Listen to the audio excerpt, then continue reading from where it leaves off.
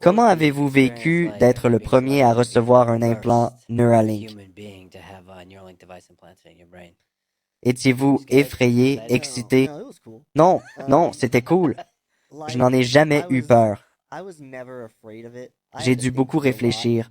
Devrais-je le faire? Être le premier, quoi. Je pourrais attendre le deuxième ou troisième et avoir une meilleure version. Le premier pourrait ne pas marcher. Ça pourrait être nul, en fait. La pire version jamais implantée. Alors pourquoi être le premier? J'étais déjà sélectionné, quoi. Je pourrais leur dire de trouver quelqu'un d'autre pour le premier. Ils me laisseraient sûrement faire. Ils cherchent plusieurs personnes de toute façon. Mais finalement, je me suis dit, bah, être le premier à faire un truc, c'est plutôt cool. Si j'avais la chance d'être pionnier, c'était une bonne opportunité. Et je n'ai jamais eu peur. Je crois que ma foi y a joué un rôle énorme. J'ai toujours senti que Dieu me préparait à quelque chose. J'aimerais presque que ce ne soit pas ça, vu mes discussions avec Dieu sur ne rien faire en tant que tétraplégique. Je lui ai dit, ah, tu sais, moi, je parlerai aux gens. Je voyagerai, je m'adresserai à des stades entiers, je témoignerai, je ferai tout ça, mais guéris-moi d'abord. Ne me fais pas tout faire en fauteuil. Ça craint. Et je suppose qu'il a gagné ce débat. Je n'avais pas vraiment le choix. J'ai toujours senti qu'il se passait un truc. Et de voir comment j'ai réussi si facilement les entretiens et à quelle vitesse tout s'est enchaîné, comment tout s'est aligné pour ça. Ça m'a juste dit, à l'approche de l'opération, ça m'a juste fait comprendre que tout devait arriver ainsi.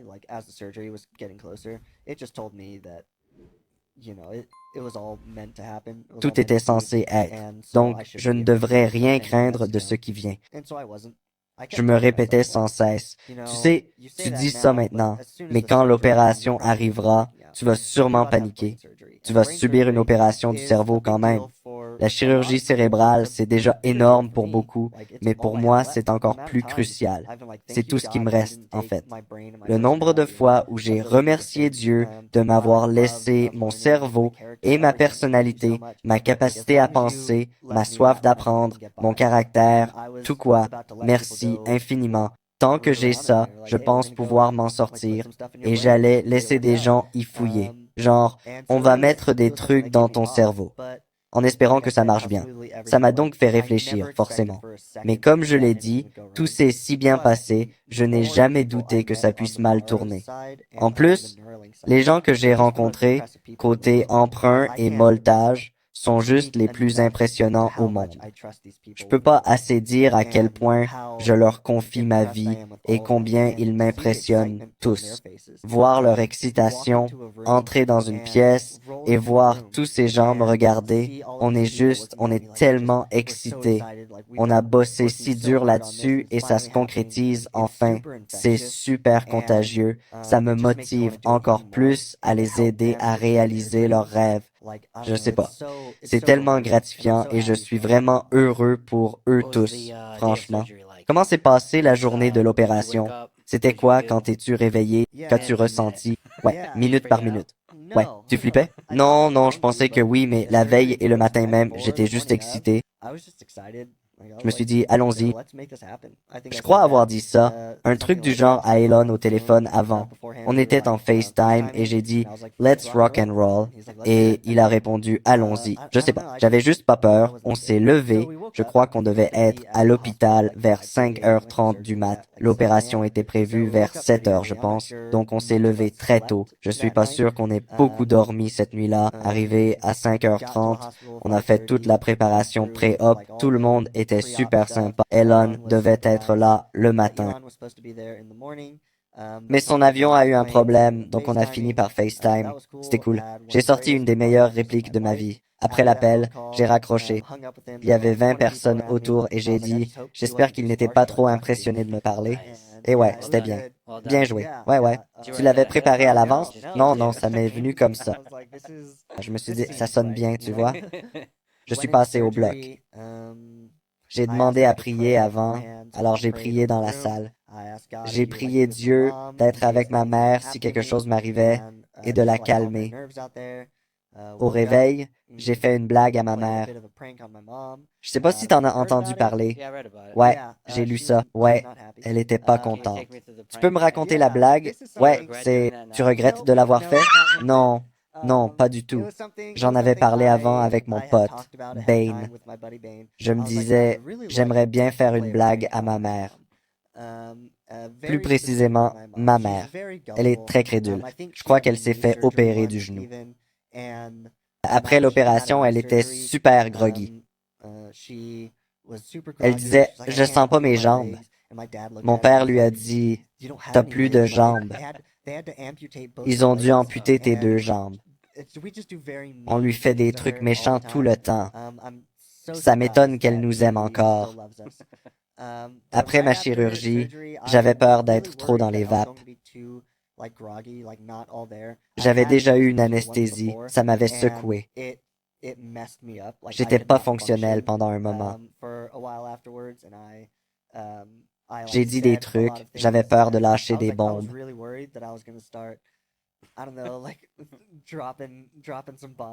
Et je m'en rendrais même pas compte. Alors j'ai prié, faites que ça n'arrive pas et que je sois assez là pour le faire à ma mère. Elle est entrée après l'opération. C'était la première fois qu'il me voyait après. Elle m'a juste regardé. Elle a dit, salut, ça va? Comment allez-vous? Comment vous sentez-vous? Je l'ai regardé, l'anesthésie aidant, avec un air très groggy et confus sur le visage. C'était comme si je disais, qui êtes-vous? Elle a regardé les chirurgiens, les médecins, comme pour dire, qu'avez-vous fait à mon fils? Vous devez arranger ça tout de suite. Les larmes ont commencé à couler. J'ai vu à quel point elle paniquait. Je me suis dit, je ne peux pas laisser ça continuer. Alors j'ai dit, maman, maman, je vais bien. J'ai dit, tout va bien. Et pourtant, elle n'était toujours pas contente. Elle dit qu'elle se vengera un jour, mais bon, je ne sais pas. Je ne sais pas à quoi ça ressemblera. C'est une bataille qui dure toute la vie. Ouais, mais c'était bien. D'une certaine façon, ça prouvait que t'avais encore la forme. C'est tout ce que je voulais. C'est tout ce que je voulais. Je savais qu'être si méchant lui montrerait. C'est une façon de montrer qu'on est là, qu'on l'aime. C'est une façon sombre de le faire, mais j'adore.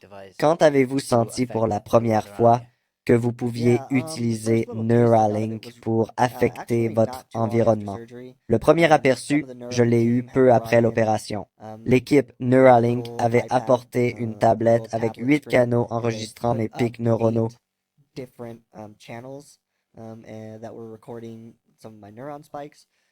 Ils l'ont mise devant moi en disant, c'est votre cerveau en temps réel.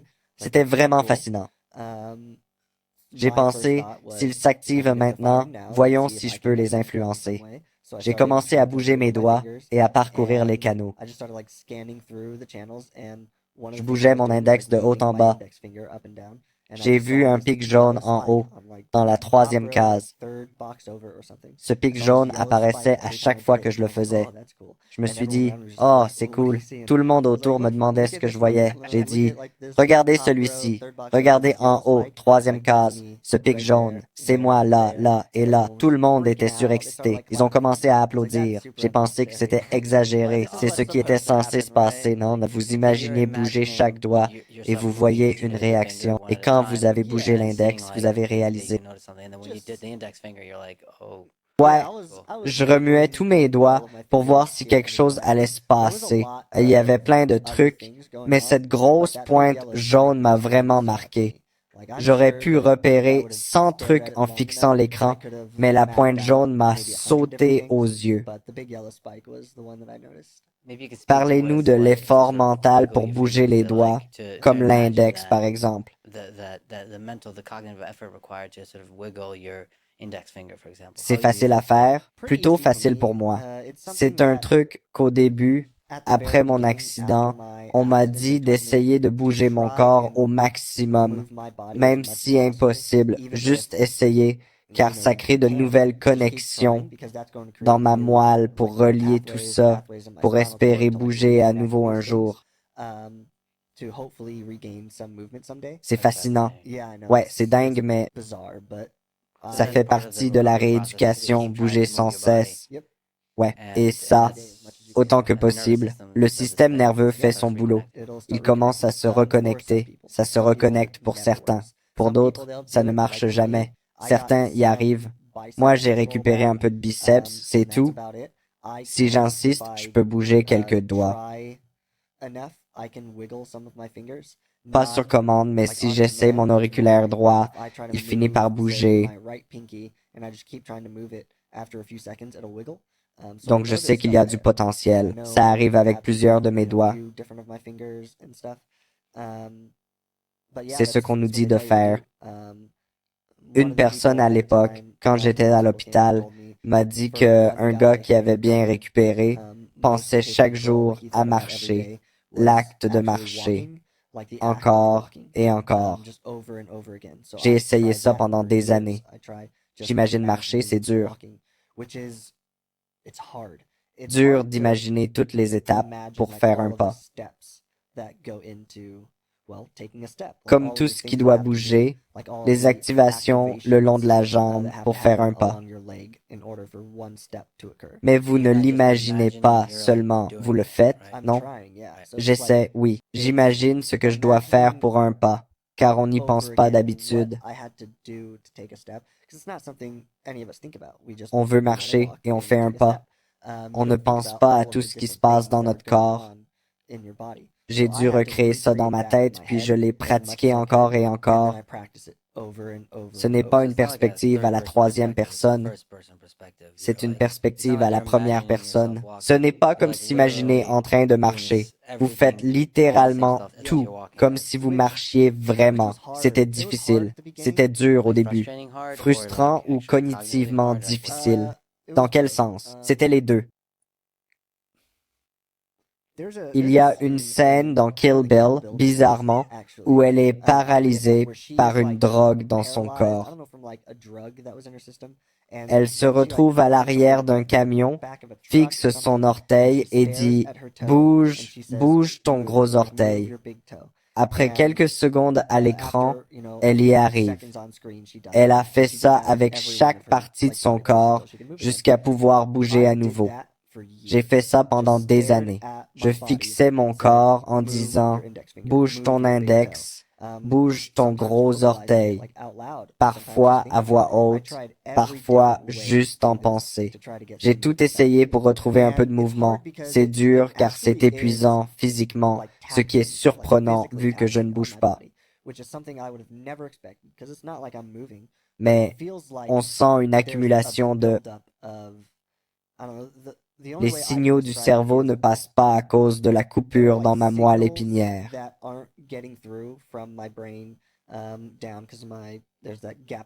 Du cerveau vers le bas, puis de ma main vers le cerveau. Ces signaux semblent coincés dans la partie que j'essaie de bouger, s'accumulant jusqu'à éclater. Quand ça éclate, j'ai cette sensation bizarre que tout disparaît. Je reviens au niveau, puis je recommence. C'est comme une fatigue musculaire, mais sans bouger les muscles. C'est vraiment très bizarre. Fixer une partie du corps pendant des heures est mentalement épuisant.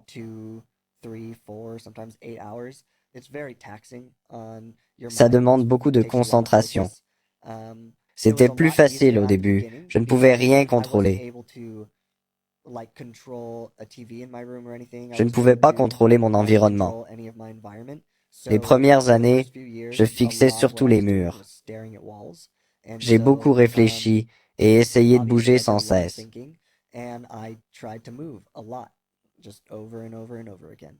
Vous n'avez jamais perdu espoir? Non, juste un entraînement intensif en gros. Oui, et je le fais toujours. Je le fais inconsciemment. Je pense que ça a beaucoup aidé avec Neuralink. J'en ai parlé lors du All Hands chez Neuralink à Austin. Bienvenue à Austin, au fait. Ouais, merci mec, j'ai étudié ici. Sympa ton chapeau. Merci, mec. La Gigafactory était géniale. J'ai étudié à Texas A&M, donc je connais bien la région. Tu devrais plutôt me souhaiter la bienvenue. Bienvenue au Texas, Lex. Je comprends. Mais oui, je parlais du body mapping, une tâche principale. On visualise une main ou un bras à l'écran, je fais le geste. Ça entraîne l'algorithme à comprendre mes intentions. Ça a rendu les choses très fluides pour moi, je pense. C'est vraiment fascinant. C'est incroyable. J'ai beaucoup appris sur le body mapping. C'est cool que tu sois devenu expert dans cette tâche. Ouais. J'ignore si d'autres tétraplégiques abandonnent. J'espère que non. J'espère qu'ils persévèrent, car d'autres paralysés disent « n'arrêtez jamais ». On parle de 2 ans, mais on ne sait jamais vraiment. Le corps humain est capable de choses incroyables. J'ai entendu d'autres dire « n'abandonnez pas ». Je crois qu'une fille m'a parlé par l'intermédiaire de sa famille et m'a dit qu'elle était paralysée depuis 18 ans et qu'elle essayait de bouger son index pendant tout ce temps et elle y est enfin arrivée 18 ans plus tard. Donc, je sais que c'est possible et je n'abandonnerai jamais. Je le fais allonger en regardant la télé, presque inconsciemment. C'est devenu si habituel que je ne pense pas arrêter un jour. C'est génial à entendre, car ça peut vraiment payer sur le long terme, car c'est un entraînement dont on ne voit pas les résultats tout de suite, mais c'est comme si un système nerveux olympique se préparait à quelque chose. Ce qui, honnêtement, était quelque chose que je pense Neuralink m'a offert, et je ne les remercierai jamais assez pour ça. Je ne peux pas exprimer suffisamment ma gratitude. C'est de pouvoir voir concrètement que ce que je fais a réellement un effet. C'est largement pourquoi je sais maintenant que je vais continuer pour toujours. Avant Neuralink, je le faisais chaque jour en supposant que ça marchait. Je ne savais pas, je ne regagnais ni mobilité, ni sensation. J'aurais pu me heurter à un mur sans le savoir. Avec Neuralink, je vois tous les signaux en temps réel. Et je constate que ce que je fais peut être cartographié. Lors des calibrages, quand je clique avec l'index, ça le reconnaît. Ça a changé ma vision du possible pour réapprendre à bouger. Donc oui, je n'abandonnerai jamais maintenant. Et ça montre qu'il y a un cerveau puissant. Et avec la technologie, c'est crucial. Dans le corps humain, c'est le cerveau. Je pense qu'il contrôle beaucoup. Que ressentiez-vous quand vous avez bougé l'index et vu la réaction, même si c'était exagéré selon vous? Ouais, c'était vraiment cool. C'était cool, mais je le répète souvent, ça me semblait logique. C'était logique que, vous savez, il y a encore des signaux dans mon cerveau et qu'avec quelque chose à proximité capable de les mesurer, de les enregistrer, on devrait pouvoir les visualiser, les voir se produire. Donc ça ne m'a pas vraiment surpris. J'étais juste là, genre, cool. On a trouvé un truc qui marche. C'était cool de voir leur technologie fonctionner et leurs efforts récompensés, mais je n'avais pas encore bougé de curseur. Je n'avais pas encore interagi avec un ordinateur. Ça semblait logique. C'était cool. Je ne connaissais pas grand-chose aux ICC à ce moment-là. Je ne savais pas vraiment quelle avancée cela représentait. J'ignorais si c'était une grande chose ou juste un OK, c'est bien, on en est là, c'est cool d'être arrivé jusque-là, mais on espère quelque chose de bien mieux à l'avenir. Je pensais juste qu'ils savaient que ça s'allumait. Donc j'étais genre, cool. Genre, c'est cool. T'as lu les specs du matos installé, le nombre de fils et tout? Ouais, je savais tout ça, mais c'était du chinois pour moi. Genre, OK, 64 fils, 16 électrodes, 1024 canaux. D'accord. Je me dis, ça se tient. Ça a l'air correct. Ouais. Quand as-tu pu bouger le curseur pour la première fois? Je crois que c'était dans la première ou deuxième semaine. Et là aussi, ça avait du sens pour moi. Ça n'avait pas l'air si important. C'était comme, bon, comment expliquer ça? Quand tout le monde applaudit ce que vous avez fait, c'est facile de se dire, OK, j'ai fait un truc cool. C'était impressionnant d'une certaine façon. Ce que ça signifiait vraiment ne m'avait pas encore frappé. Donc, je savais que j'essayais de bouger une partie du corps et que c'était cartographié par un algorithme d'apprentissage automatique pour identifier mes signaux cérébraux et me donner le contrôle du curseur.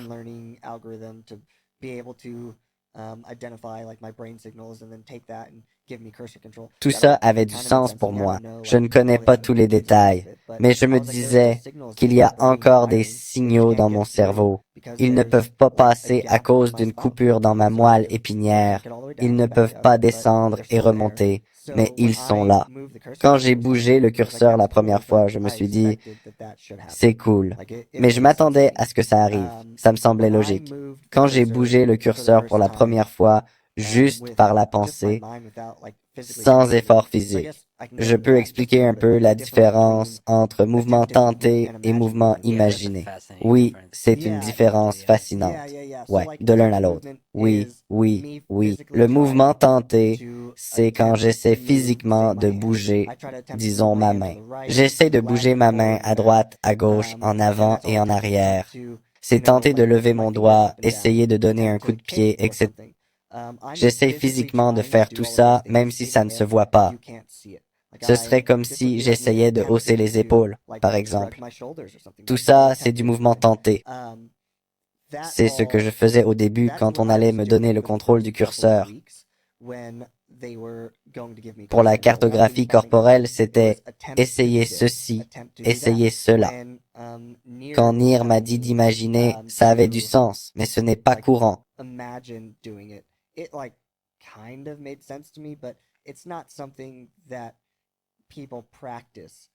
C'est comme si à l'école, on disait, écrivez votre nom avec ce crayon. Vous le faites, puis on dit, imaginez écrire votre nom avec ce crayon. Les enfants penseraient, je suppose que c'est comme ça. Ça a du sens, et ils le feraient. Mais ce n'est pas ce qu'on nous enseigne. C'est plutôt comment agir physiquement. On pense à des expériences mentales, mais ce n'est pas une action physique concrète.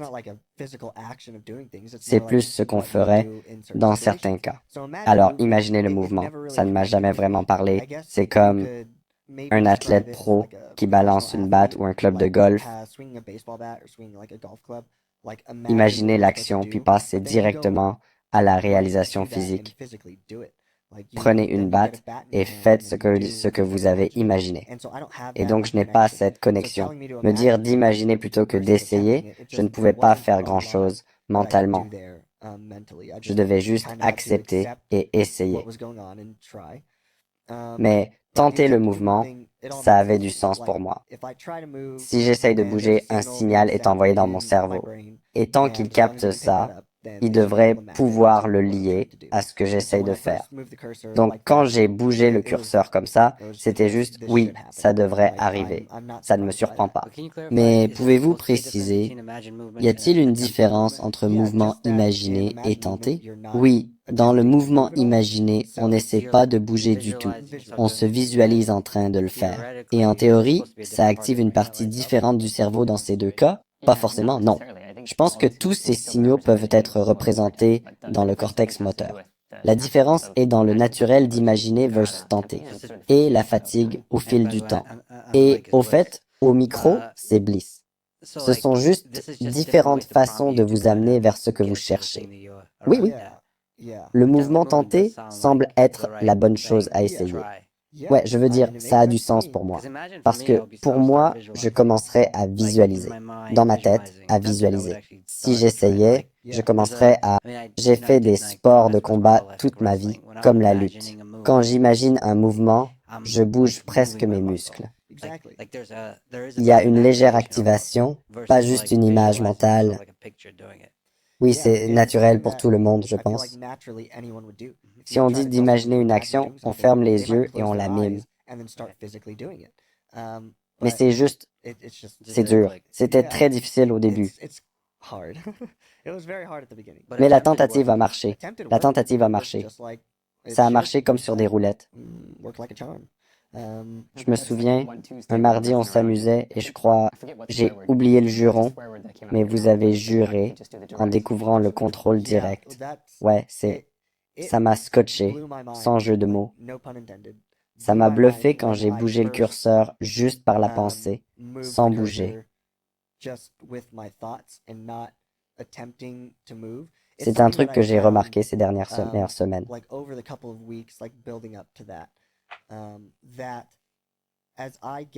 Plus le contrôle s'améliore, plus le modèle progresse, plus c'est facile pour moi de...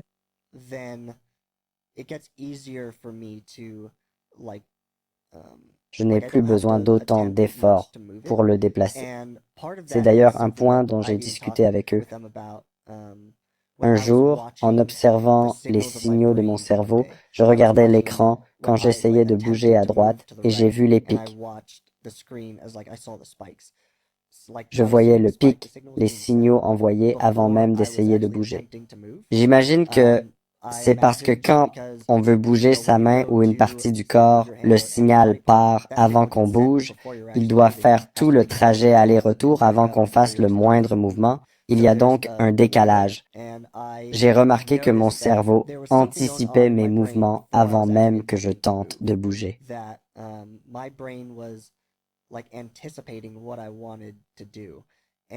Ça a commencé à germer dans mon esprit. Je ne sais pas trop comment. C'était toujours là, en arrière-plan. C'est fou que le cerveau puisse faire ça.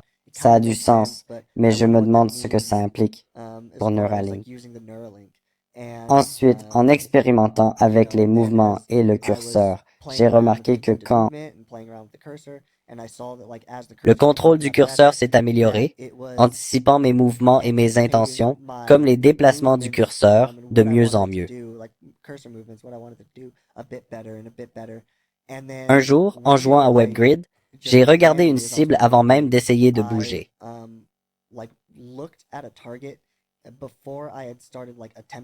J'essayais d'entraîner mes yeux à anticiper, à me dire, OK, voici ma cible actuelle. Mais si je regarde là-bas, je sais que je peux y arriver plus vite. Et j'ai regardé, et le curseur a filé tout seul. C'était dingue. J'ai dû prendre du recul. Je me suis dit, ce n'est pas normal. J'ai souri toute la journée. J'étais euphorique. Je disais, vous savez que ça marche? Je peux juste y penser et ça se produit. Il me disait depuis le début, c'est incroyable. Tu fais tout ça par la pensée. Je me disais oui, mais est-ce vraiment par la pensée? Comme si j'essayais de bouger et que ça le détectait simplement. Donc, je n'ai pas l'impression que c'est avec mon esprit. Mais quand je l'ai bougé pour la première fois, waouh, ça m'a fait réaliser que cette technologie, ce que je fais, est bien plus impressionnant que je ne l'imaginais. C'était bien plus cool que je ne l'aurais cru. Ça a ouvert un monde de possibilités sur ce qu'on pourrait faire avec cette technologie et ce dont je pourrais être capable. Car vous avez senti pour la première fois que c'était de la télépathie numérique. Comme si vous contrôliez un appareil numérique par la pensée. Oui, je veux dire, c'est un vrai moment de découverte. C'est vraiment génial.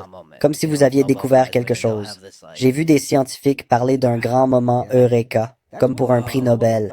Ils ont ce moment de oh putain. Ouais, c'est exactement ce que j'ai ressenti. Je n'avais pas l'impression d'avoir fait une découverte pour le monde entier, ou pour ce domaine en général. C'était juste pour moi. C'était comme une révélation pour moi.